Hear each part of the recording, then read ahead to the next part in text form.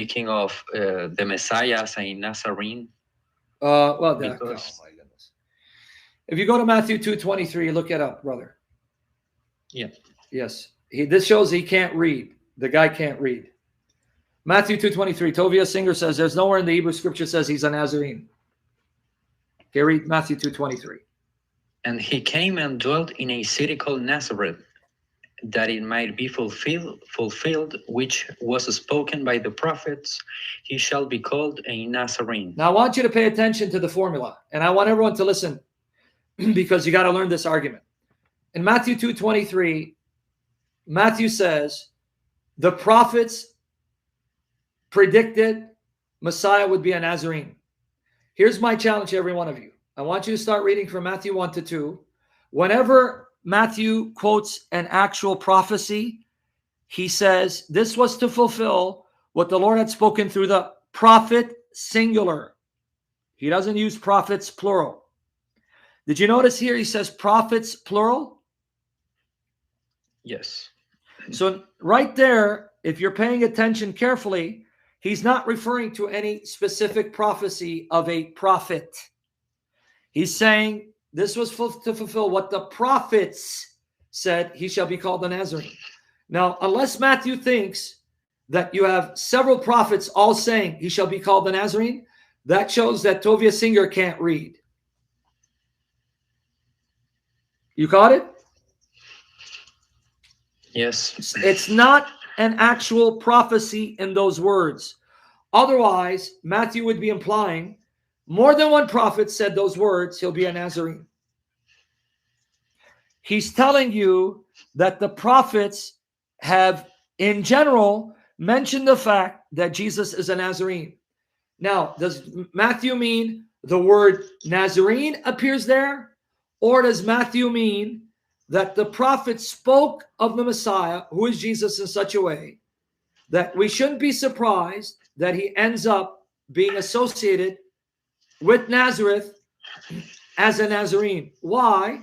Because the prophets talked about the Messiah being humble and humiliated, right?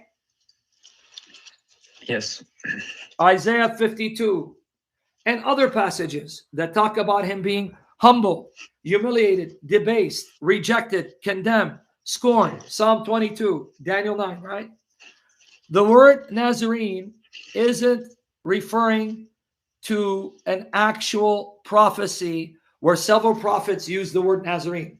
The word Nazarene is associated with the Messiah being humbled, humiliated, debased, rejected, accursed, condemned.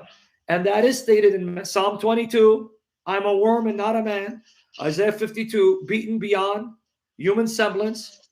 And the Israelites considered him accursed of God, smitten by God, condemned by God.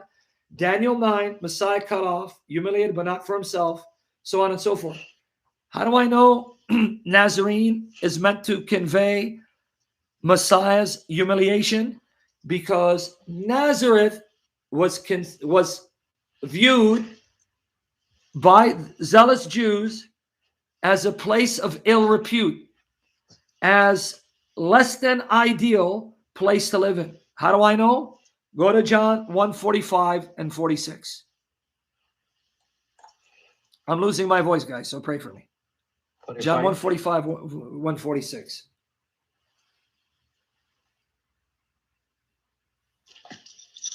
Philip found Nathanael and said to him, we have found him of whom Moses in the law and also the prophets wrote, Jesus of Nazareth, the son of Joseph.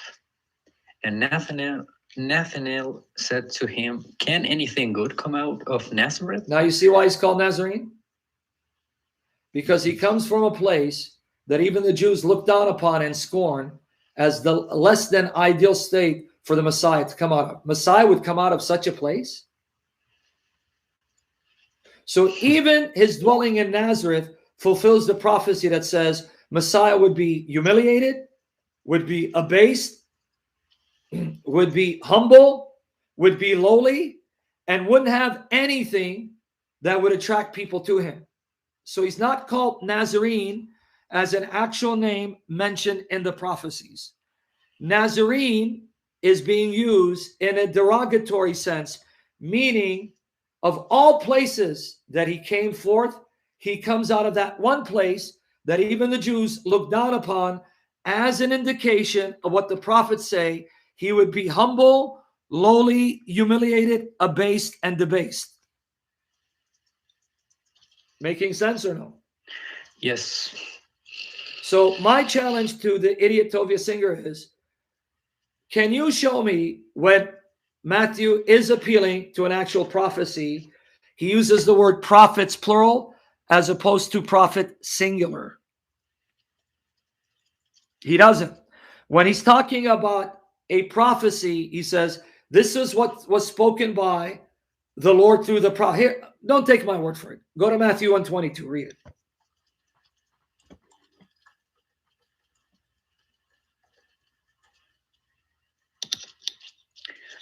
So all this was done that it might be fulfilled, which was spoken by the Lord through the prophet, saying. Singular. Is it prophets? No. Okay. And then he quotes Isaiah 7:14. Now go to Matthew 2:15.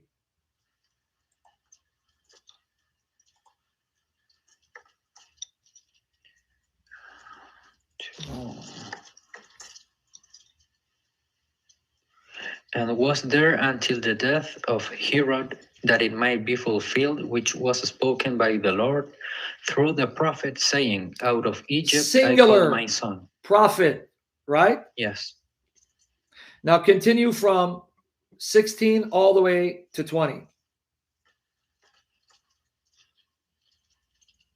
Then Herod, when he saw that he was deceived by the wise men, was exceedingly angry, and he sent forth and put to death all the male children who were in Bethlehem, and in all its districts from 2 years old and under, according to the time which he had determined from the wise men.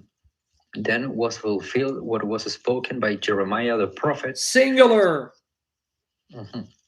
So saying. Now, if you had read all the way up, then Matthew expects you now to notice the difference in 23. Now read 23. Read the rest of it? Or? No, just read 23 because you caught it. Jeremiah the prophet, singular, right? Yes. Now notice the difference in 23.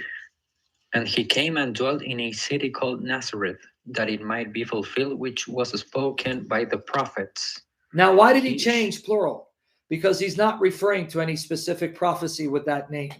You caught it now? Yes. You saw what Nathanael said about Nazareth. Can anything good come out of it? In other words, Nazarene signified that the Messiah wouldn't come in the glory of a king. He would come humble, lowly, abased, debased, humiliated, which is why, of all places, he comes out of Nazareth, the very place that the Jews look down upon with disgust. So he's telling you that the prophets essentially prophesied that Messiah would be of such lowly status, humble status, that he would actually choose to come out of a place that was looked down upon, a place that wasn't viewed as being a place you would expect the King of Glory to come out of. Nazareth. So Nazarene signified Messiah being humble and lowly, of no reputation. It had nothing to do with the actual word appearing in the prophets. Do you think Matthew really meant that more than one prophet used the word Nazarene? Of course not. Making sense or not? Yes, making sense. Making sense. Is it sinking in? I don't want to move on until it sinks in.